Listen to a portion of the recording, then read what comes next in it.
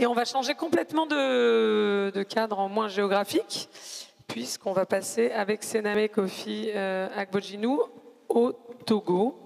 Alors Sename, vous avez un profil qui n'est pas banal, puisque vous êtes à la fois architecte et anthropologue, mais vous allez nous raconter comment. Je me demande bien comment diable vous êtes retrouvé à créer avec ces deux casquettes-là, WELAB, qui est un lieu ouvert et collaboratif, qui a commencé en fait comme un Fab Lab à Lomé, au Togo, et qui est en train de devenir un incubateur, parce que les projets qui y sont nés, qui sont d'ailleurs pas, un peu comme dans le crowdsourcing de Dirk, qui n'ont pas forcément été conçus par des ingénieurs au début, hein, mais des gens qui passaient là, puisqu'ils rentrent qui veut finalement, sont en train de devenir certains des projets plus prometteurs avec des startups, etc. Un des sujets, Dirk disait, c'est bien que les entrepreneurs s'attaquent non pas à des petits enjeux, mais aux gros enjeux de la planète. Et un des gros enjeux sur lequel se retrouve un peu concentré le travail de WELAB, c'est notamment la question des déchets électroniques, qui est très présente un peu partout dans le monde, mais notamment au Togo. Et un des projets qui a le plus fait parler de vous, il y a plein de vidéos super en ligne là-dessus, c'est notamment le projet qui s'appelle Wafate 3D, qui est une imprimante, qui n'est pas un projet pour le coup, c'est une imprimante 3D qui existe à WELAB et qui est faite exclusivement à partir de déchets électroniques trouvés dans des décharges recyclées, etc. etc. Et j'en ai pas parlé tout à l'heure, mais dans les principes fondateurs de la troisième révolution industrielle de Rifkin, il y a notamment l'idée qu'il y a une révolution de la production distribuée qui va être possible, de la même façon que chacun va pouvoir, grâce aux énergies renouvelables, produire l'énergie dont il a besoin et potentiellement en produire plus et la revendre. Il y a l'idée qu'avec l'imprimante 3D, n'importe qui, c'est un peu ça aussi qui illustre votre projet, va pouvoir demain devenir une mini-usine de production, un laboratoire de R&D et un mini-site de production.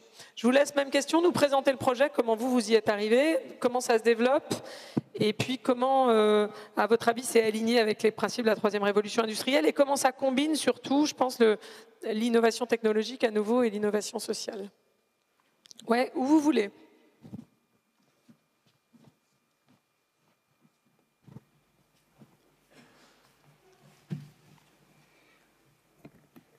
Bonjour à tous. Merci à la World Conference pour cette opportunité que vous nous offrez de présenter nos bien modestes projets. Elisabeth l'a rappelé, vous le savez très certainement, le président Barack Obama s'est lui aussi fait prophète à la suite de Jeremy Rifkin en déclarant que l'imprimante 3D serait à la source de la prochaine révolution industrielle. Donc il y a certainement beaucoup du fait que la petite communauté que je dirige au Togo a créé la première imprimante 3D africaine et une imprimante 3D en déchets électroniques recyclés dans l'honneur qui nous est fait aujourd'hui. Donc on est souvent sollicité un peu pour nous produire et présenter notre gadget pour illustrer ce basculement qui se profile quand d'autres, des experts, ont défini ce mouvement. J'ai l'impression que ce n'est pas trop l'esprit de cette conférence. Et si vous le permettez, au lieu de parler directement d'imprimante 3D, je vais plutôt vous parler de l'esprit global de ce que nous essayons de faire au Togo, que nous appelons le programme Low High Tech, pour plusieurs raisons. Parce que d'abord, j'espère vous convaincre que si on a fait une imprimante 3D, ce n'est pas complètement par accident. Et même si c'était un accident, c'est plus un accident calculé. Et aussi pour souligner que dès le début, quand on s'est engagé dans ce mouvement, dans ce changement d'époque en quelque sorte, on a tout de suite affirmé pour notre part, dans ce que nous faisions au Togo, que nous ne voulions pas être à la remorque et que si nous avons choisi d'embrasser ce que nous avons appelé ici la troisième révolution industrielle, c'est parce que nous avions identifié que l'Afrique avait vraiment une carte à jouer. Et donc nous voulons contribuer pleinement à la définition cette nouvelle ère qui se profile. Ce que nous appelons ici troisième révolution industrielle, beaucoup de ceux qui l'ont activement préparé l'ont plutôt théorisé comme une alternative à l'industrie. Donc c'est déjà un peu, en quelque sorte, une petite défaite que de voir que l'industrie est quand même présente dans la dénomination qui est retenue. Sur ce point-là, je suis un peu rassuré parce que si j'ai bien tendu l'oreille dans les couloirs hier, je crois qu'il y a une évolution dans le terme qui se profile. Et on passerait de TRI à quelque chose avec du rêve dedans. Donc je n'en dis pas plus, je pense que vous aurez l'annonce tout à l'heure, plus tard dans la journée. Donc comme vous avez dû le comprendre, nous sommes très proches, nous, de ce qu'on appelle le mouvement Maker et ce que Pekka Immonen appelle l'éthique hacker, qui est donc un mouvement qui se positionne en quelque sorte contre l'industrie. Et cette éthique hacker est très fondamentale dans ce que nous faisons. Parce que ce qui a déclenché tout ce que nous avons commencé à faire au Togo, c'est une proximité que nous avons identifiée entre les sociétés des valeurs traditionnelles et donc cette éthique hacker. Et donc nous avons voulu construire une sorte de concept que nous appelons Low High Tech, qui est en quelque sorte un package de stratégies d'innovation et de production. En quelque sorte qui joue sur cette proximité entre un petit noyau dans le milieu des nouvelles technologies et des valeurs de sociétés qui sont très africaines, pour donc faire de l'innovation qui soit à la portée de tous, adaptée aux petites gens et qui puisse facilement s'implémenter en quelque sorte en contexte africain. Donc il s'agit de mobiliser toutes les intelligences, parce qu'en Afrique, tout le monde innove. Toutes les intelligences, y compris celles qui peuvent paraître marginales, de professionnaliser cette informalité qui est très grande en Afrique et de sublimer en quelque sorte ce qu'on appelle le système D. Et donc pour inoculer ce truc low high-tech dans la ville, on a lancé un projet urbain qui s'appelle Hub Cité, et qu'on a fait présenter au début comme un projet de Smart Cité, mais ce n'était pas très juste parce que si on fait un peu l'histoire des théories urbaines, l'architecte était la grande figure de la ville durable, l'ingénieur est en quelque sorte la grande figure de la Smart Cité. Et dans cette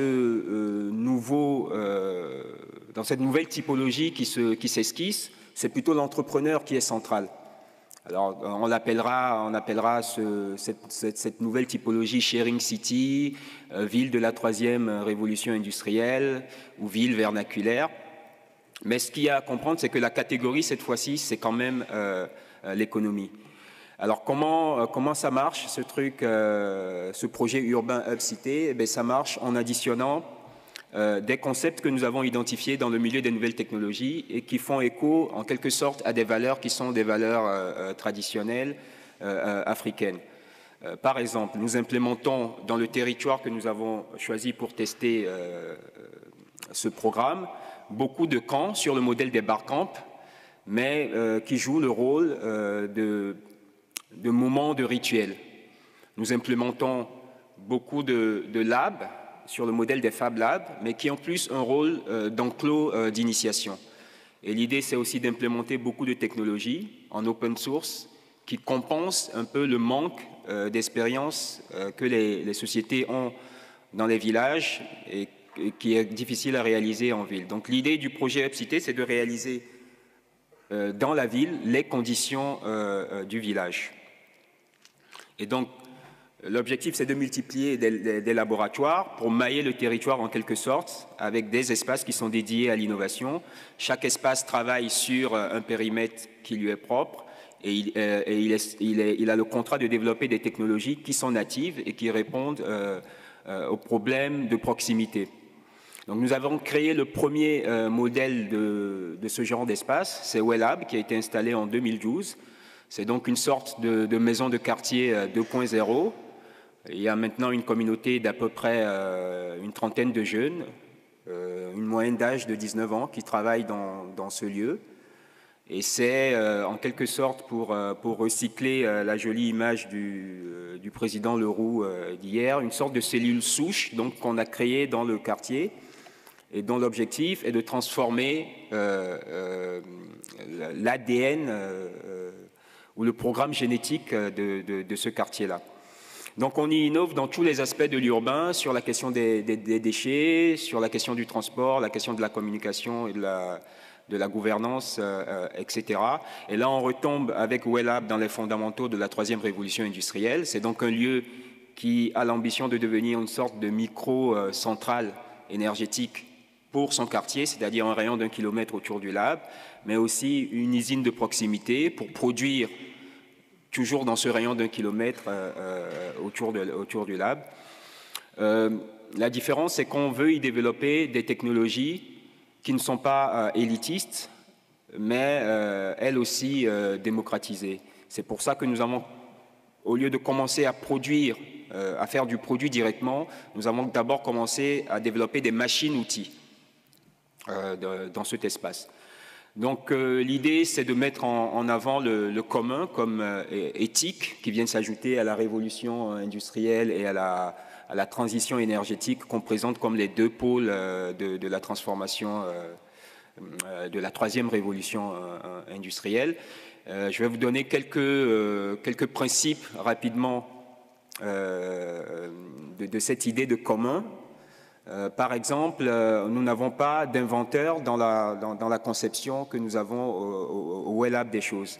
Nous considérons que l'idée de l'inventeur est une idée purement capitaliste qui postule qu'une personne isolée peut, elle seule, développer une idée et se permettre de capitaliser là-dessus.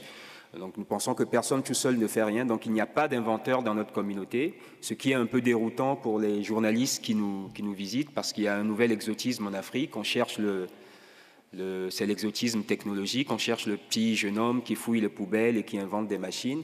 Et quand ils arrivent chez nous et qu'on dit que c'est tout le monde qui fait ensemble, c'est souvent très déroutant.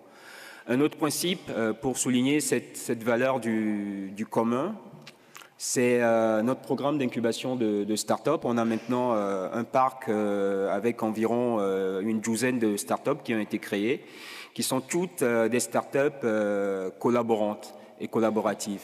C'est-à-dire qu'on n'a pas de chef d'entreprise. Les 12 start-up sont gérées collégialement par l'ensemble de la communauté et les jeunes passent d'une entreprise à l'autre pour travailler et la richesse qui est créée est redistribuée sur l'ensemble de la communauté. Peut-être deux mots sur l'imprimante 3D quand même, pour ne pas fâcher ceux qui sont venus pour ça, avant de conclure. Donc l'idée de l'imprimante 3D, c'était en quelque sorte de transformer le problème des déchets électroniques qui est de plus en plus prégnant dans nos contextes en opportunité. Donc l'idée, c'est de faire de toutes ces vieilles machines que vous nous envoyez, puisque ces déchets nous viennent beaucoup d'Occident, de nouvelles machines qu'on pourrait vous renvoyer. On nous a demandé récemment pourquoi avoir choisi les déchets électroniques. C'est aussi parce que c'est un matériau frugal, en quelque sorte. Quand vous décidez de faire une machine à partir de zéro, vous devez tout penser, vous devez tout créer. Alors que si vous utilisez une machine qui a déjà eu une vie antérieure, vous pouvez, l'effort à faire, en quelque sorte, c'est juste un effort de détournement. Donc vous n'avez pas besoin d'une grosse logistique, vous avez juste besoin d'être innovant. C'est pour ça aussi que nous travaillons beaucoup sur les déchets électroniques. Et pour conclure, je dirais que, parce qu'on a beaucoup parlé de sens hier, que la troisième révolution industrielle n'aura du sens, je crois, en Afrique, que si c'est la première révolution vernaculaire. Et que si on remplace dans ce concept où la centralité passe à la distributivité, si on remplace l'industrie par la vernacularité et qu'on met en place des dispositifs qui permettent à l'intelligence des petites gens de s'exprimer et aux petites gens d'être créatifs. Merci.